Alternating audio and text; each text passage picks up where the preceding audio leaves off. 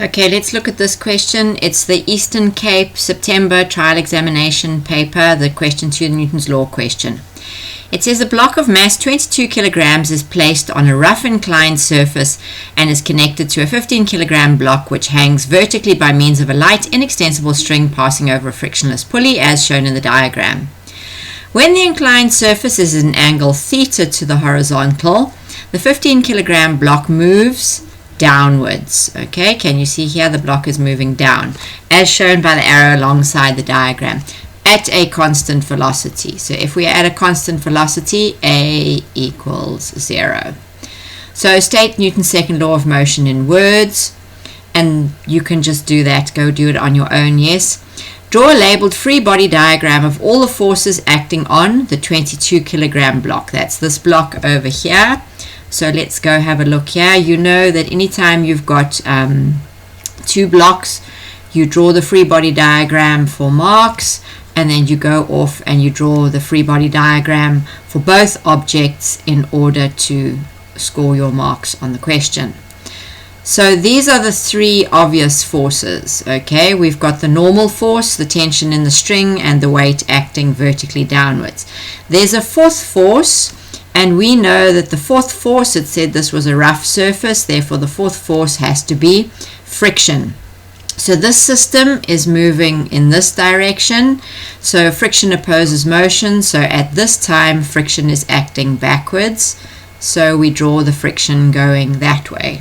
And we should really make the T bigger than the friction. Let me just make this a little bit smaller, because the tension is going to be bigger than the friction. Okay. So it says to you, a constant frictional force of 43,86 newtons, 43,86 newtons, acts on the 22 kilogram block. Calculate the magnitude of the angle theta that will keep the system moving at a constant velocity. So we know in order to solve this problem, we're going to have to look at both blocks because we don't have a value for the tension in the string. So let's make one for the 15 kilo block. So if we look at the 15 kilo block, it's really easy. We've just got the weight acting downwards and the tension in the string going upwards. So we know the system is at constant velocity, so F net equals ma, and this is going to be equal to 0 for both blocks, okay, because they're a system, so they're both going to be equal to 0. So we'll look at the 15 kilogram block. First, we've got two forces. If we say that the direction of motion is positive, then we're going to say that Fg minus T equals 0. So Fg equals T, okay. So if direction of motion is positive, it's the weight that's pulling it downwards. And then this value of the tension is going to be equal to Fg, so it's 15 times 9.8 is going to be equal to the tension. So the tension is going to be 147 newtons at this point. Now if we go back and look at the 22 kilogram block, in the direction of motion, the tension is in the direction of motion, so we'll make that positive. So T minus the friction. Now remember, this force diagram is the force diagram that is what you give the examiner, but you might like to prefer to put in here the components Fg parallel and Fg perpendicular, okay, because they will help you solve the problem more easily. So in the parallel to the plane, the tension is going up the slope, the friction is going down the slope, and Fg parallel is also going down the slope. So those are my forces going that way. So we've just worked out that the tension is 147. The question tells you the friction is 43,86. And then I'm just going to nip this Fg parallel over to the other side of the equation. So these two are going to be equal to Fg parallel. So what have I got here? I have got 103,14 is going to be equal to Fg parallel if you put that in your calculator. And then what actually is Fg parallel? It's 22 times 9.8, that's giving me the weight, and then FG parallel is FG sine theta, and the theta is what we're trying to find. So 103,14 equals to 22 times 9.8 times the sine of theta. So if we do algebra and divide this 103,14 by the weight, we end up with sine theta equals 0,478. And then if you shift sine on your calculator, you'll get theta equals 28,58 degrees. Okay, so that's the first part of the question. In the second part of the question is where a little bit of the confusion is arising from. But for now, I just want you to have a look here. I'm going to take this to another screen.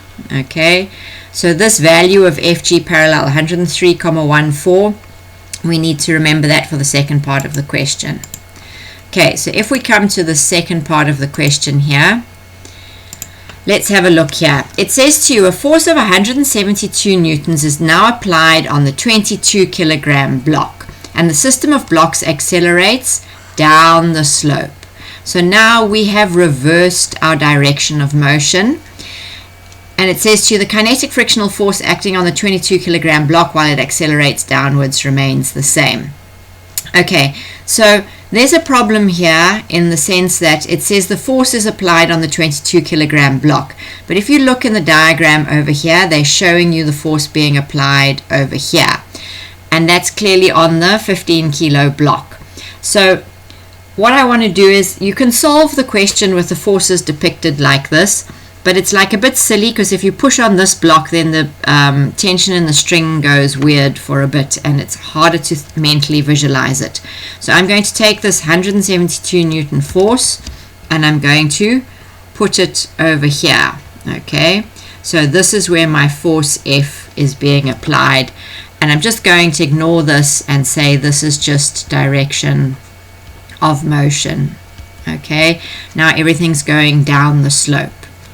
So it says to explain why the kinetic frictional force remains the same even though the system accelerates. Well, friction only depends on the nature of the surfaces in contact, and it's a ratio of the normal force and the other force. And so the only thing that will change that ratio is either the angle of the slope here, that's going to change what the normal force is, and the nature of the surfaces in contact. So the only way you can change the kinetic frictional force is if you change the angle of the slope, or you change the rough surface to a smoother surface, or you change the box. So something along those lines will answer that. Now it says, calculate the acceleration of the system of blocks. You have to redraw your force diagrams, okay? Because if you don't redraw your force diagrams, you're going to get confused. So on the 22 kilo block, we've still got the weight acting downwards, and we've still got the normal force acting at an angle, and we've still got the tension. These are the three most obvious forces on this block. The difference is now, according to the question, we have now applied 172 Newton force to this block so that it goes down the slope. And if it's going down the slope, what happens now? Where is your friction going to be? Friction is going to be up the slope. And the 15 kilo block hasn't really changed. It's still got its FG downwards, and it's still got its tension upwards. So if we go back and recalculate here, we can make an equation again, but the thing is now accelerating. So we go again, F net equals MA, F net equals MA. So let's look at the 15 kilo block first, because it is just simpler because it's only got two forces. So the mass of this block is 15, and we don't know the acceleration, so we call it A. We're going to take the direction of motion as positive, and the direction of motion is the tension is positive here. So the tension minus the FG is going to be equal to 15A.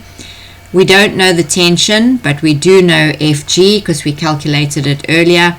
Remember, it's 15 times 9.8, which gives you 147 is equal to 15A. Now, if we go back and look at the 22 kilo block, direction of motion is positive, so we've got that applied force F And from that, we are going to what else is making it go down the slope. The other thing that's making it go down the slope is my FG parallel. Remember, the weight is going to want to pull it down the slope. And then we're going to subtract the friction because it's going up the slope, and we're going to subtract the tension, and this is equal to the mass of 22 kilograms times the acceleration. And now we can put values in here. F is 172, and if you remember from the other question, we haven't changed the angle of the slope, so we can come to the other question and get this value of FG parallel, or if you really wanted to, you could put in the F 22, the G 9.8, and put in this theta, but we've got this 103,14, so we can just go back and put this 103,14 in here because the mass of the block hasn't changed and the angle of the slope hasn't changed. And then we've still got the friction. They said the friction was the same, and the friction was what, 43,86 given in the question. Okay, sorry, I'm writing over the other thing. Minus the tension, which we don't know, equals 22A. So now if you pull out your calculator and you add these two together and subtract the friction, you should end up with 231,28 minus the tension is equal to 22A. Now both of these equations have got a t in them, so 231,28 minus 22A is going to be equal to t, and t is going to be equal to 15A plus 147. So if you put these two together, you equate them because t equals t. 231,28 minus 22A equals 15A plus 147. And if you do some algebra over here, you end up with, take the 22 over, you get 37A, and if you take the 147 to the other side, you get 84,28. So if you divide through here, you will get A is equal to 2,28 meters per second, and this will be, which way is this acceleration going? The acceleration down the slope, because remember, acceleration is a vector, it needs a direction. Okay, now in this question, I just want to show you quickly, you can stop watching if you're bored, but I just want to show you quickly. If you go and you pretend that you can push up on the bottom block to force this down, which is like not that likely. It's not that likely in terms of practicality, but it will work. So if you draw a free body diagram for this block now, okay, and you put the tension upwards and you put the FG downwards, and then you say the 172 newtons is acting upwards. Okay, there's my free body diagram for this one. And if I draw my free body diagram for this one, because you've put in this 172 newtons here, you're not going to put it on the other block. So there's my FG, there's my FN, there is my tension. Now they said this one's going down the slope, so there is my friction going this way. So if you then go using these two free body diagrams, you can go for the 22 kilo block, you can say FG parallel minus T minus F equals 22A, and for the 15 kilo block you can say T plus 172 minus FG equals 15A. And if you substitute all the values into this, you will still end up with this 2,28 as the answer. So it doesn't matter where you put this force in here, so long as you put it in once and you put it in the correct direction to make the system go down the slope, which is in the direction of motion. So if you put all the values in here, because what was FG parallel, you can do it if you want to, 103,14 minus the tension minus 43,86 equals 22A, and then here T plus 172 minus 147 equals 15A. If you then equate these two equations, you will still end up with 2,28. So the diagram is misleading, but so long as you only put in that force of 172 newtons once, you should end up with 2,28 meters per second. But remember always that if you've got two blocks, you draw two force diagrams, and if they change what's happening to the blocks, draw your force diagrams again. The direction of motion changed, so you needed a completely other set of force diagrams.